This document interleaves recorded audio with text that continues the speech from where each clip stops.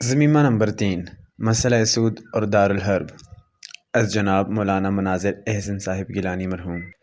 سود کی بحث میں علماء کے ایک گروہ نے یہ پہلو بھی اختیار کیا ہے کہ ہندوستان دارالحرب ہے اور دارالحرب میں حربی کافروں سے سود لینا جائز ہے۔ جناب مولانا مناظر احسن صاحب نے ذیل کے مضمون میں اس پہلو کو پوری قوت کے ساتھ پیش فرمایا ہے، اور ہم یہاں اسے اس لیے نقل کر رہے ہیں کہ یہ پہلو بھی ناظرین کے سامنے آ جائے۔ اس مضمون پر مفصل تنقید ہم نے بعد کے باب میں کی ہے، لیکن بعض امور کا جواب برسر موقع حواشی میں بھی دے دیا ہے۔ اس بحث کا مطالعہ کرتے وقت یہ بات ملحوظ خاطر رہنی چاہیے کہ یہ بحث 1936 تا 37 عیسوی میں ہوئی تھی۔ غیر اسلامی مقبوضات کے متعلق اسلامی نقطہ نظر۔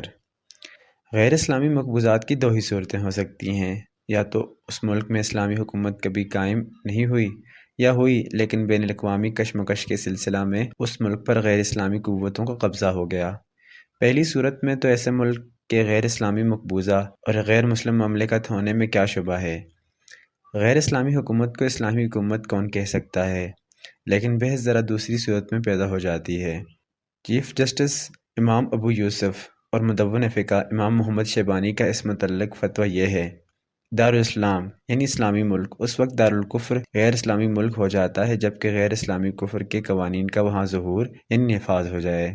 فتاوی عالمگیریہ میں غیر اسلامی احکام کے ظہور کی یہ شرح کی گئی ہے، یعنی اعلانیہ ظہور ہو اور اس ملک میں اہل اسلام کے قوانین سے فیصلے نہ کیے جائیں۔ مطلب یہ ہے کہ جس ملک میں اللہ کے کلام اور خاتم النبیین کے ارشادات گرامی سے اخذ کردہ قانون نافذ نہ رہے، وہی ملک غیر اسلامی ملک ہے اور وہی حکومت غیر اسلامی حکومت سمجھی جائے گی، خواہ وہاں کوئی قانون نافذ نہ ہو یا ہو تو غیر اسلامی دماغوں یا غیر اسلامی مستندات سے ماخوذ ہو۔ بہرحال جس ملک سے اسلامی حکومت کا قانون زائل ہو گیا اور اس میں غیر اسلامی قانون نافذ ہو گیا، نہ وہ اسلامی ملک باقی رہتا ہے اور نہ وہ حکومت اسلامی حکومت سمجھی جاتی ہے، اور یہ تو پھر بھی ایک اجمالی تعبیر ہے۔ امام الائمہ ابو حنیفہ رحمۃ اللہ علیہ نے زیادہ وضاحت سے کام لے کر غیر اسلامی ملک کی حقیقی تنقید ان لفظوں میں فرمائی ہے: دارالاسلام یعنی اسلامی ملک، دارالکفر یعنی غیر اسلامی ملک 3 شرطوں سے ہوتا ہے۔ ایک تو یہ کہ کفر کے احکام یعنی غیر اسلامی قوانین کا وہاں ظہور یعنی نفاذ ہو جائے، دوسرے یہ کہ کسی دارالکفر یعنی غیر اسلامی ملک سے متصل ہو، تیسرے یہ کہ اس ملک میں کوئی مسلمان یا ذمی اس امان کے ساتھ نہ ہو جو اسے پہلے حاصل تھی۔ یوں تو دنیا میں اس وقت زیادہ تر غیر اسلامی حکومتیں ہیں، لیکن نہ ان کے واقعی حالات میرے سامنے ہیں اور نہ ان کی تمام خصوصیات کے متعلق میرے پاس کوئی شرعی شہادت موجود ہے، لیکن ہندوستان ہمارے سامنے موجود ہے۔ بطور مثال اسی ملک کو لے لینا چاہیے اور دیکھنا چاہیے امام ابو حنیفہ رحمۃ اللہ علیہ نے غیر اسلامی ملک کی جو قانونی تنقیح فرمائی ہے وہ اس پر کس حد تک منطبق ہے۔ یہ ظاہر ہے کہ اس ملک میں شریعت نہیں بلکہ انگریزی قانون کی حکومت ہے۔ کلام اللہ اور حدیث نبویہ سے جو اسلامی قانون پیدا ہوتا ہے وہ یہاں قطعاً نافذ نہیں ہے، بلکہ غیر اسلامی دماغوں، خواہ وہ ایک ہوں یا چند، ہندی ہوں یا غیر ہندی، کے تجویز کردہ قوانین اس ملک میں نافذ ہیں۔ اس لحاظ سے تو اس میں شک کی گنجائش نہیں ہے کہ غیر اسلامی احکام کا ظہور یعنی نفاذ جو امام رحمۃ اللہ علیہ کی تنقیح کی پہلی شرط تھی وہ اس پر بالکلیہ منطبق ہے۔ اسی طرح دوسری شرط کے انطباق پر بھی کون شبہ کر سکتا ہے؟ جغرافیائی طور پر کس کو معلوم نہیں کہ ہندوستان کے اکثر حدود غیر اسلامی ممالک اور حکومتوں سے متصل ہیں، اور اس طرح متصل ہیں کہ بیچ میں کوئی اسلامی ملک واقع نہیں ہوتا۔ عالمگیری میں ہے۔ عدم اتصال کا مطلب یہ ہے کہ دارالکفر اور دارالسلام کے درمیان کوئی اسلامی شہر واقع نہ ہو۔ شمال اور مشرق تو خشکی کے حدود سے محدود ہے، رہے دریائی حدود تو اولاً بالبداہہ ان دریاؤں پر غیر اسلامی قوتوں کا کامل اقتدار موجود ہے، حتیٰ کہ بغیر ان کی اجازت کے ان سمندروں میں کوئی دوسرا اپنا کوئی جہاز بھی نہیں چلا سکتا، اور بالفرض اگر ایسا نہ بھی ہو تو صرف خشکی کا اتصال ہی تکمیل شرط کے لیے کافی ہے۔ نیز فقہائے اسلام کی عام تصریح سمندروں کے متعلق یہ ہے: دریائے شور کا شمار غیر اسلامی مقبوضات میں ہے۔ بہرحال جس طرح بھی سوچو، اس شرط کی تحقیق میں کوئی بھی دغدغہ باقی نہیں ہے۔ امام رحمۃ اللہ علیہ کا مقصد یہ ہے کہ اگر کسی ایسے ملک پر غیر اسلامی حکومت قابض ہو جائے جو چاروں طرف سے اسلامی حکومت و اقتدار سے محصور ہو، تو یہ قبضہ دیر پا اور ایسا نہیں سمجھا جاتا کہ اب اسلامی حکومت کا قیام وہاں مشکل ہے۔ فقہا نے اس کی تصریح بھی کی ہے، اور آگے ایک مسئلہ کے ذیل میں اس کا کچھ حصہ آئے گا۔ اب رہ گئی تیسری شرط، تو ظاہر ہے کہ مختلف قوانین و تعزیرات کے ذیل میں اور قوموں کے ساتھ مسلمانوں کو بھی یہاں آئے دن پھانسی دی جاتی ہے اور اس کی بالکل پرواہ نہیں کی جاتی کہ آیا اسلامی قانون کی راہ سے یہ شخص جانی امان کے دائرے سے نکل چکا ہے یا نہیں۔ اسی طرح یہاں کی عدالتیں عام طور پر موجودہ قوانین کی روح سے مسلمانوں کا مال دوسروں کو دلا رہی ہیں، اور اس امر کا کوئی لحاظ نہیں کیا جاتا کہ اس شخص کا مال اسلامی قانون کی روح سے بھی دوسرے کو دلانا جائز ہے یا نہیں۔ روزمرہ لاکھوں اور کروڑوں روپے کی سود کی ڈگریاں عدالتوں سے جاری ہو رہی ہیں، اور ایک سود کیا ایسی بے شمار صورتیں ہیں جن میں اسلامی شریعت کے لحاظ سے ایک شخص کا مال مامون اور محفوظ سمجھا جاتا ہے، لیکن ملکی قانون اس کا حقدار دوسروں کو سمجھتا ہے۔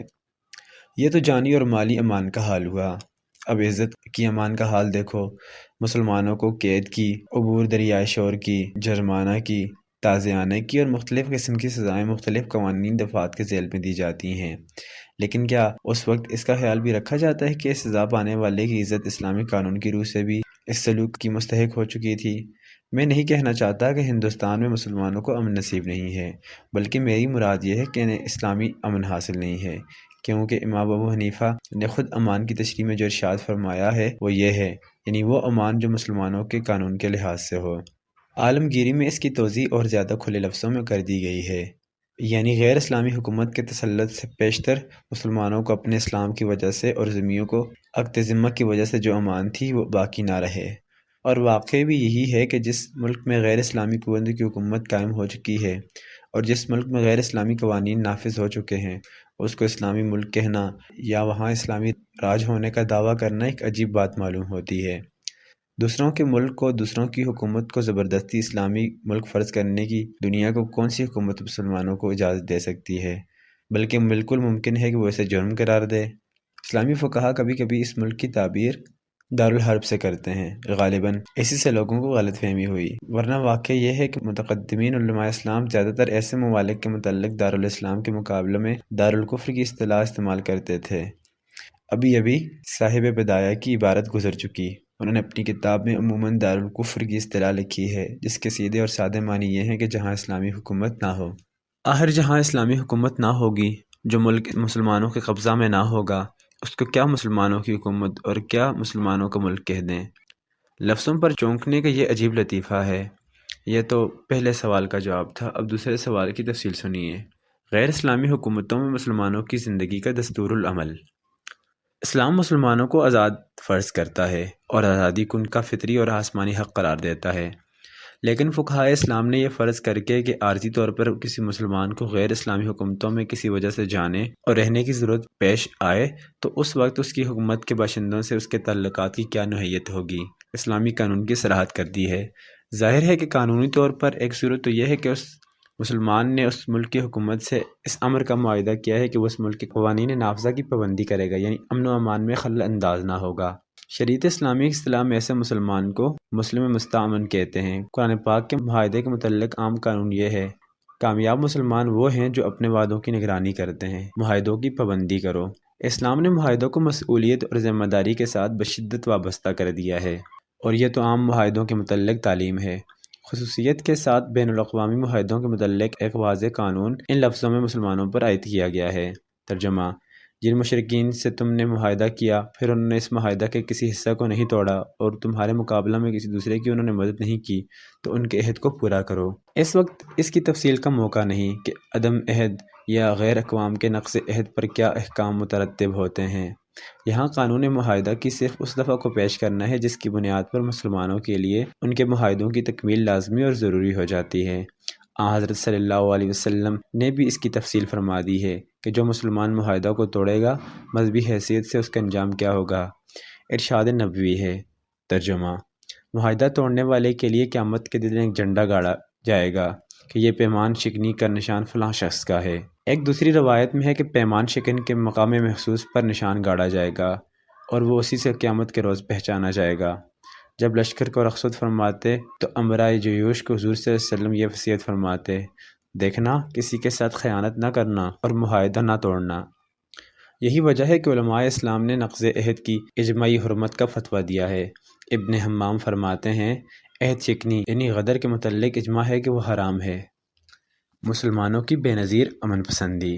ظاہر ہے کہ قانون معاہدہ کی ان تحقیقوں کے بعد جو مسلمان کسی غیر اسلامی حکومت سے امن کا معاہدہ کرنے کے بعد اس کی قلم رو میں بحیثیت مستامن رہتا ہے، اس کی ذمہ داریاں کتنی سخت ہو جاتی ہیں۔ ہدایہ میں ہے، یعنی مسلمان جب کسی غیر اسلامی ملک یعنی دارالحرب میں داخل ہو تو اس کے لیے جائز نہیں ہے کہ وہاں کے باشندوں کے مال یا جان سے وہ کوئی تعرض کرے، کیونکہ وہ اس کا ضامن ہے کہ وہ ایسا نہیں کرے گا، اور یہ ذمہ داری معاہدہ امن کا نتیجہ ہے۔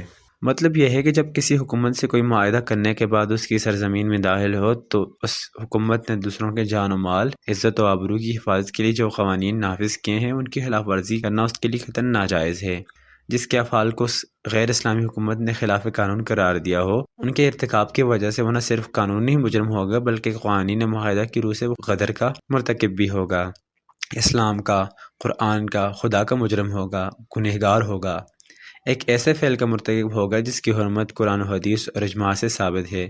کیا کوئی ہے جو اپنے مذہب میں بھی غیر اقوام کے قانون و آئین کی پابندی کو اس قدر ضروری ثابت کر سکے؟ مسلمانوں پر بدامنی کا الزام ہے، لیکن لوگوں کو معلوم نہیں کہ ان سے زیادہ امن پسند اور پابند آئین و قانون قوم دنیا میں کوئی نہیں۔ فَأَيُّ الْفَرِيقَيْنِ أَحَقُّ بِالْأَمْنِ إِن كُنتُمْ تَعْلَمُونَ۔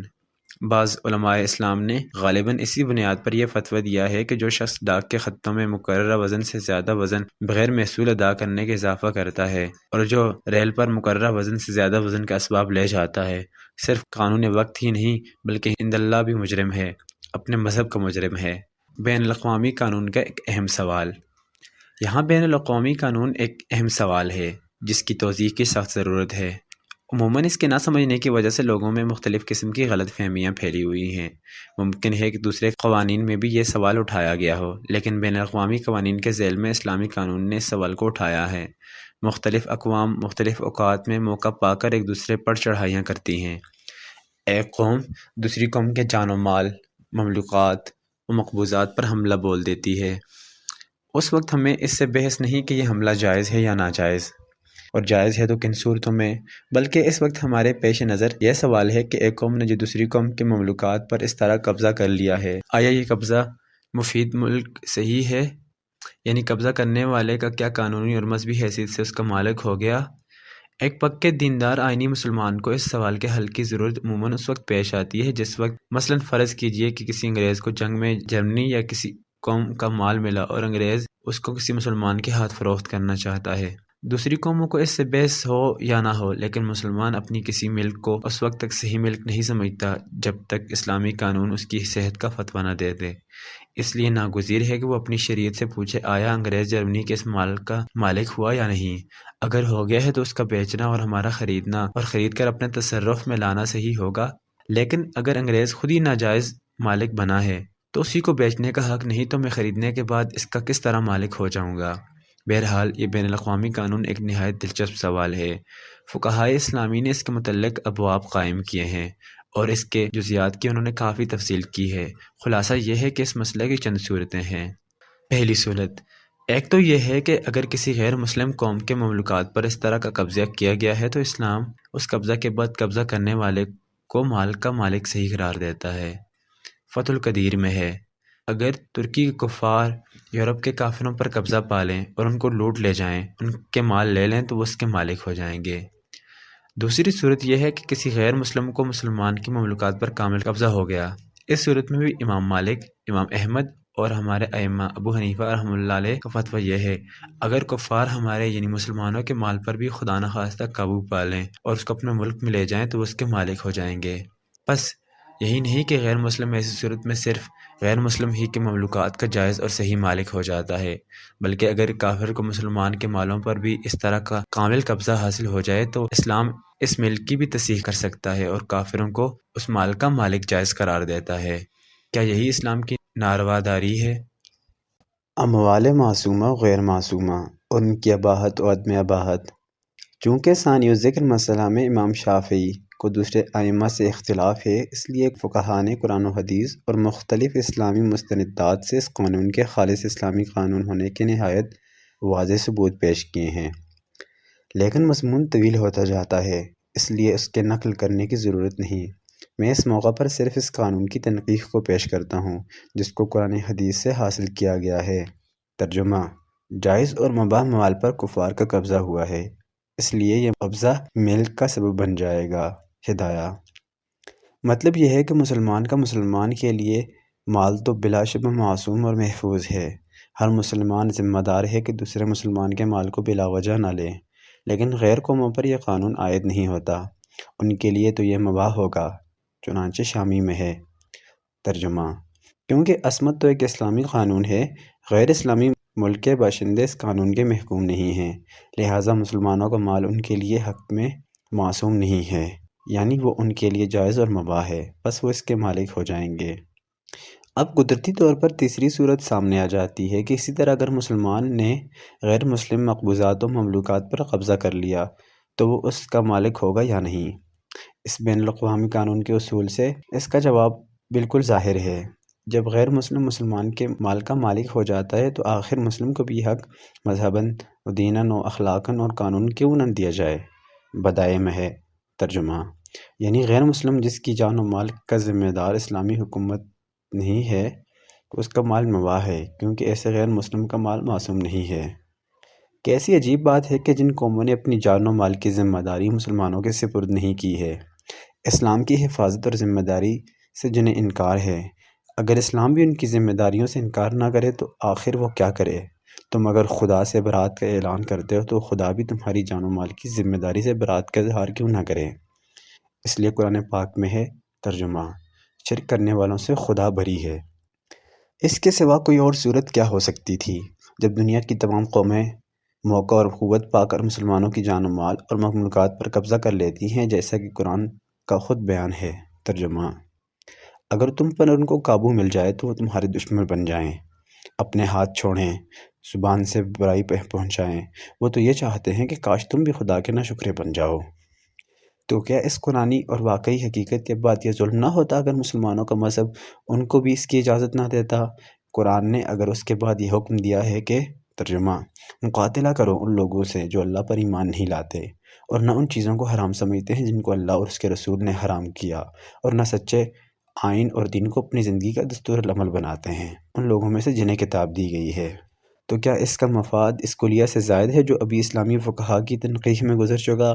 یعنی مسلمانوں کا مال، مسلمانوں کے مملوکات جس طرح غیر مسلم اقوام کے لیے خود اسلامی قانون کی روح سے مباح ہیں، اسی طرح وہ اور ان کے اموال بھی اللہ اور اس کے رسول کی شریعت اور قانون کی روح سے مباح اور حلال ہیں۔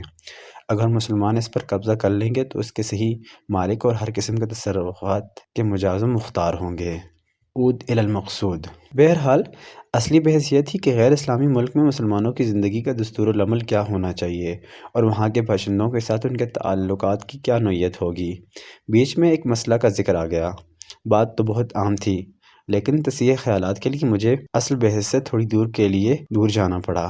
اب میں اپنے پھر اصلی مدعا کی طرف آتا ہوں۔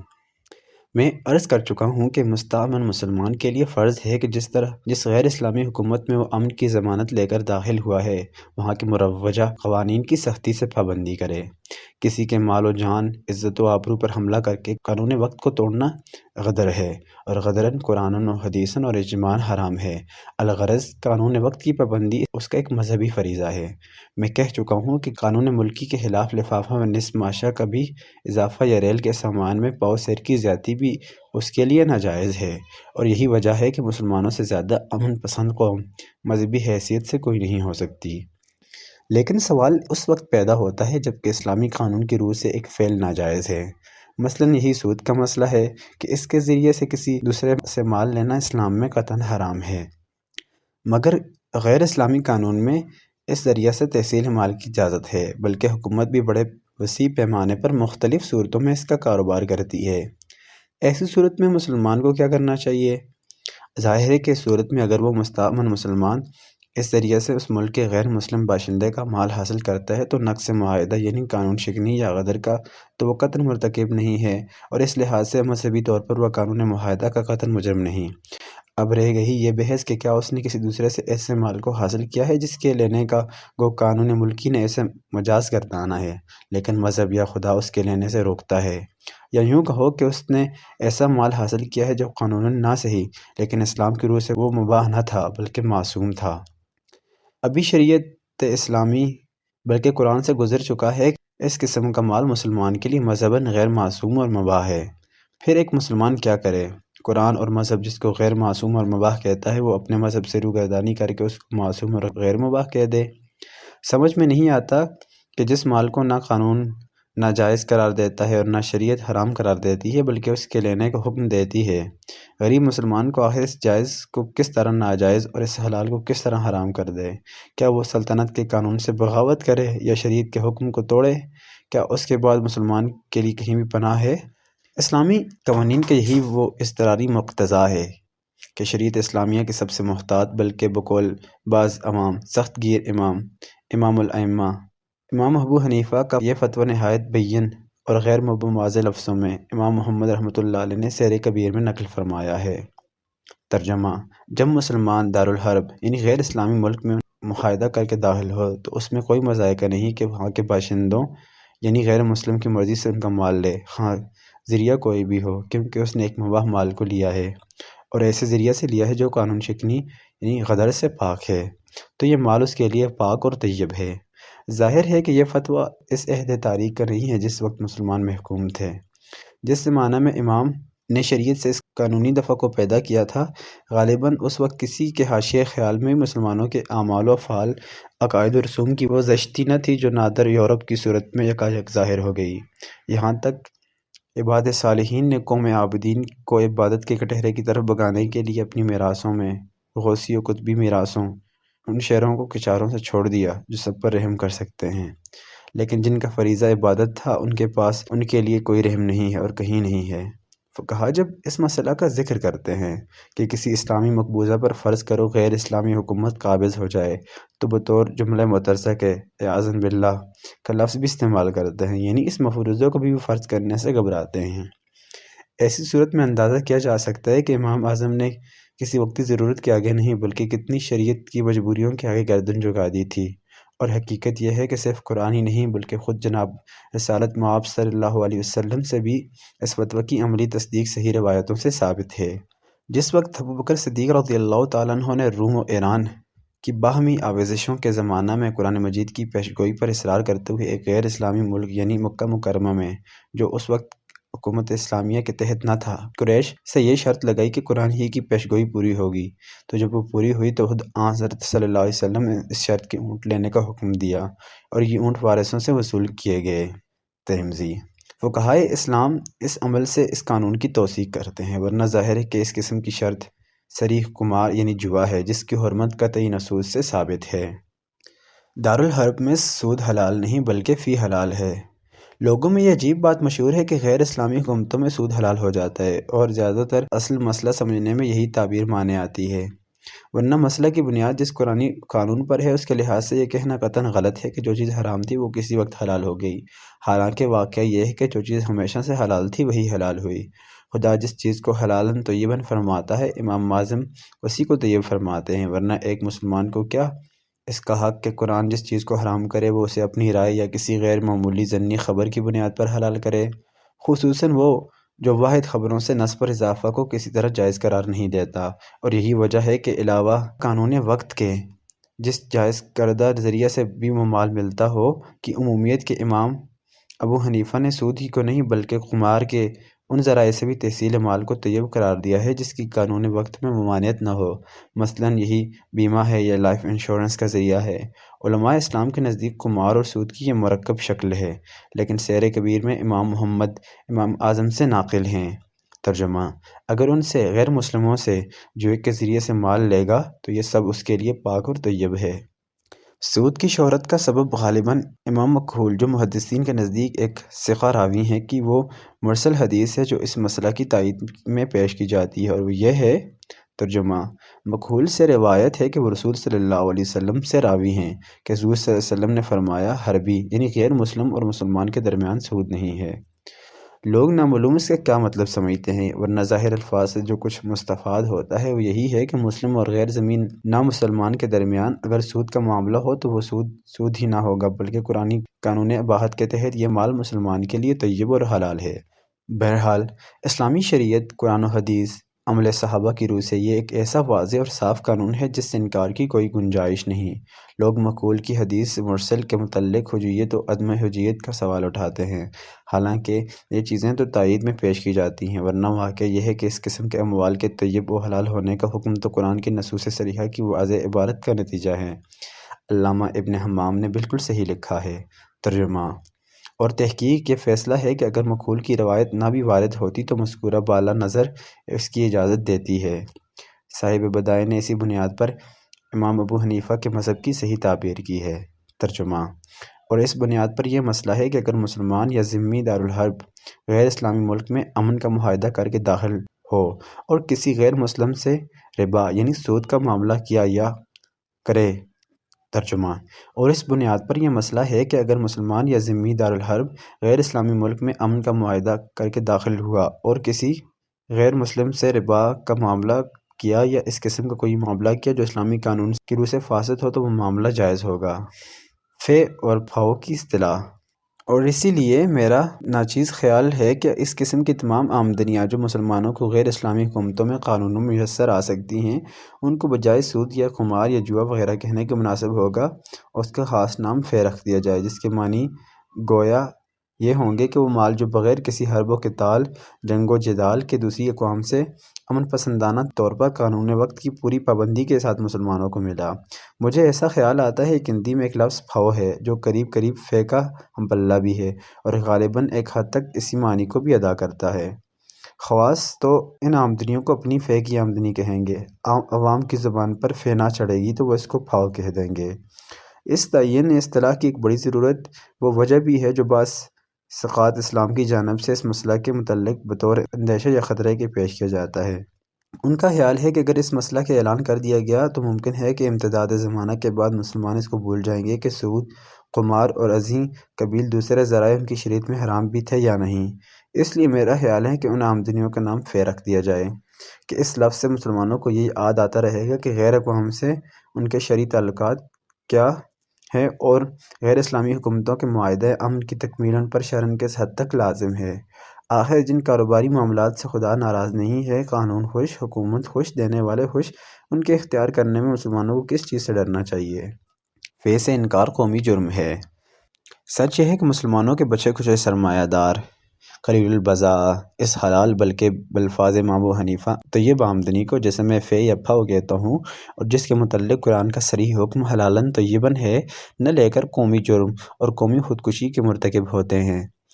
کون نہیں جانتا کہ مسلمانوں کے سرمایے جو بینکوں میں محفوظ ہیں ان کے لاکھوں روپے کا فے صرف یہی نہیں غیر اسلامی قوتوں کی بالیدگی ہے اور مسلمانوں کے لیے معاشی راہوں کے بدلنے سے ہر مال بیکار ہو جاتا ہے، بلکہ سنا جاتا ہے کہ مسلمانوں کی اس فے کی آمدنی سے مسلمانوں ہی کے بچوں، عورتوں اور غریبوں کو اسلام چھڑا چھڑا کر محمد رسول صلی اللہ علیہ وسلم کی صف سے توڑ توڑ کر غیروں کی صف میں بھرتی کیا جاتا ہے۔ کھلے بندوں یخرجون الرسول وإیاکم ان تؤمنوا کا ارتکاب ہو رہا ہے۔ یہ اپنی قوم کے ساتھ غداری نہیں تو اور کیا ہے؟ ہے مسلمانوں ہی کی چاندی کی چھری سے مسلمانوں کو ذبح کرنا کس نے جائز قرار دیا؟ کیا خدا دیکھ نہیں رہا ہے؟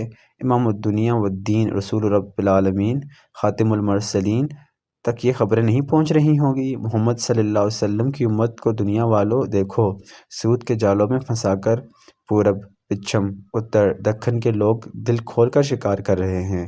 سود دو یا کھیت دو یا جائیداد دو یا مکان دو یا عرب کے امی لقب صلی اللہ علیہ وسلم کا آستانہ چھوڑ دو، ان مہروں کی شطرنج پر کیسی دردناک بازیاں کھیلی جا رہی ہیں۔ بینک کا سود۔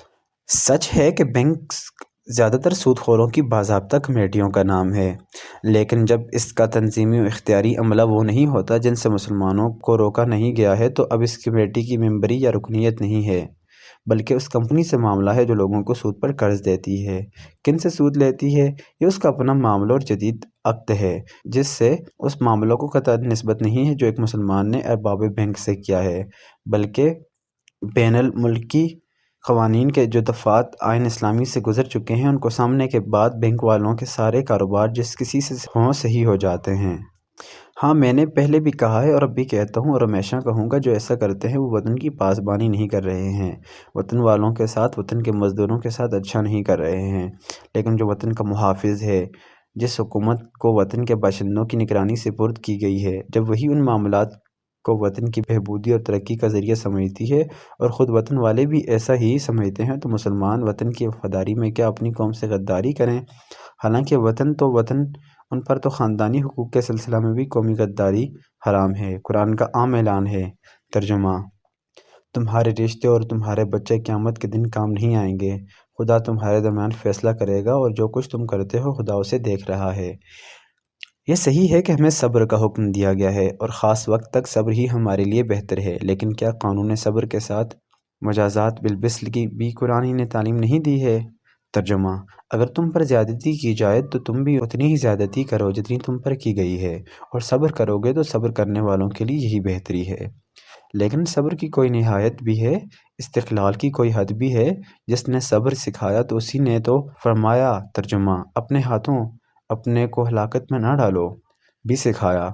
قسطنطنیہ کی دیواروں کے نیچے سونے والے یورپ کے غازی حضرت ابو ایوب انصاری رضی اللہ عنہ نے جو تہلکہ کی تفسیر فرمائی ہے، عوام نہیں تو کیا اس سے خواص بھی جاہل ہیں؟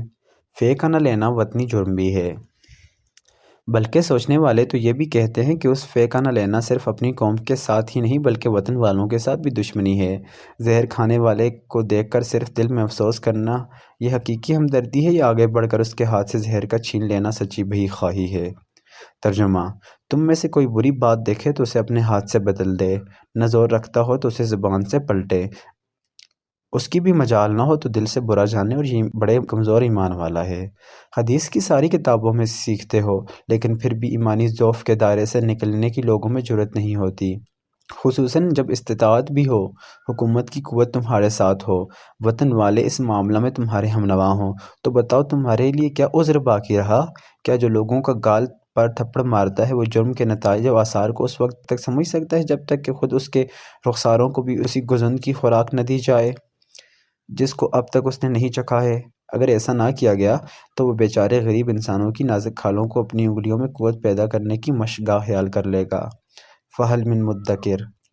ہو سکتا ہے جو گزند آج مسلمانوں کو پہنچایا جا رہا ہے، جب اس کا احساس دوسروں کو بھی ہوگا تو ممکن ہے کہ حکومت ہی ان معاملات کو قانوناً بند کر دے۔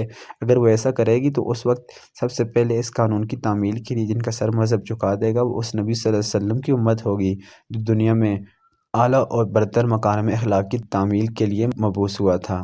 ہم مسلمان سب سے پہلے عمدہ بلند احکام کے حقدار ہیں۔ اس وقت ہم مذہب کے مجرم ہوں گے اگر قانون وقت کے ساتھ غدر کریں گے۔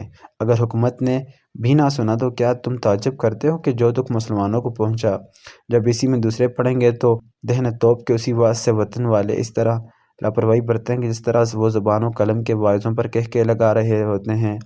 اگر انہوں نے آگے چل کر ہم سے ان معاملات کے اٹھا دینے کا کبھی معاہدہ کیا تو کیا مسلمانوں کو ان کے خدا نے اس کی اجازت نہیں فرمائی ہے؟ ترجمہ: اللہ تم کو ان لوگوں سے نہیں روکتا جو دین میں تم سے نہیں جھگڑتے اور تم کو وطن سے بے وطن نہیں کرتے کہ ان لوگوں کے ساتھ اچھا سلوک کرو، ان کے ساتھ انصاف کرو، انصاف کرنے والوں کو خدا پیار کرتا ہے۔ ایسے معاہدوں پر جو امت سب سے پہلے دستخط کرے گی وہ وہی ہوگی جو تمام دنیا کے لوگوں کو نفع پہنچانے کے لیے ظاہر کی گئی ہے۔ ہم دل سے بھی ان معاملات کو برا جانیں گے، زبان سے اس پر اصرار کریں گے، حکومت کو بھی ادھر بار بار توجہ دلائیں گے، وطن والوں سے بھی کہیں گے کہ جس طرح اب تک کہا ہے آئندہ بھی کہیں گے، زور سے کہیں گے اور مسلسل کہیں گے کہ ہم کو وطن سے بے وطن اور اپنے گھروں سے بے گھر بنانے پر وہ جس قدر بھی چاہیں اصرار کریں، لیکن ہم ان کی بہی خواہی میں کبھی کمی نہ کریں گے، اور اسی بہی خواہی کے سلسلہ میں زبان سے آگے بڑھ کر ہم ہاتھ سے بھی اپنے نہی عن المنکر اور امر بالمعروف کے آسمانی فریضہ کو ادا کریں گے جس کے لیے ہم بنائے گئے ہیں، تاکہ کہ وطن کے فرزندوں کا، ہمارے پڑوسیوں کا اس کی خرابی و ضرر رسانی پر اتفاق ہو جائے۔ ٹوٹے ہوئے دل یوں ہی ملیں گے تو اور وہ انشاءاللہ ایک دن مل کر رہیں گے۔ اسلامی حکومتوں اور ریاستوں کا حکم۔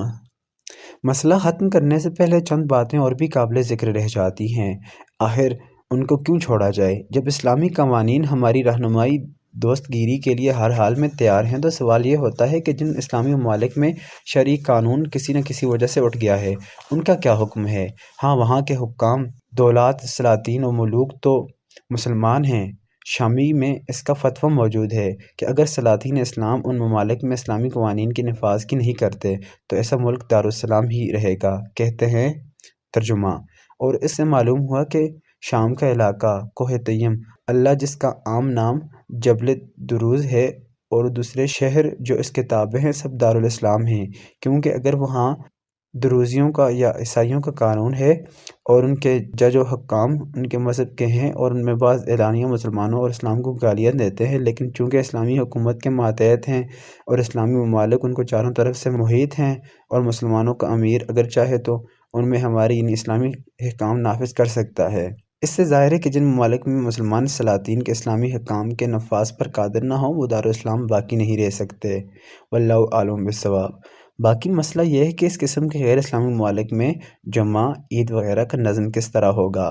شامی میں اس کے متعلق موجود ہے۔ ترجمہ: ہر وہ شہر جہاں کا رئیس کفار کی منظوری سے ہو، اس کی جانب سے جمعہ اور عید کا قائم کرنا جائز ہے، اور اس ملک کا خراج لینا بھی نیز عدالت کے ججز کے تقرر کا بھی اسے اختیار ہے، اور بیواؤں کی شادی بھی یہی کرے۔ لیکن جس غیر اسلامی ملک میں غیر اسلامی حکومت کا کوئی تسلیم شدہ مسلمان رئیس نہ ہو تو اس کے متعلق یہ حکم ہے۔ ترجمہ: لیکن ایک ایسا ملک جہاں کے ولاء کفار ہیں تو مسلمانوں کو یہ جائز ہے کہ اس کے شہر میں بھی خود جمعہ اور عیدین قائم کریں۔ قاضی مسلمان باہمی سمجھوتہ سے مقرر کر لیں، لیکن ان پر مسلمان رئیس کی تلاش واجب ہے۔ اسی سے یہ بھی معلوم ہو گیا کہ جن مسائل میں مسلمانوں کو شرعی جج کی ضرورت پیش آتی ہے، دین کامل نے غیر اسلامی ممالک میں اس کا کیا چارہ کار بتایا ہے، اور غالباً اس تفصیل کے بعد عہد حاضر کے اسلامی ممالک کے احکام واضح ہو گئے ہیں۔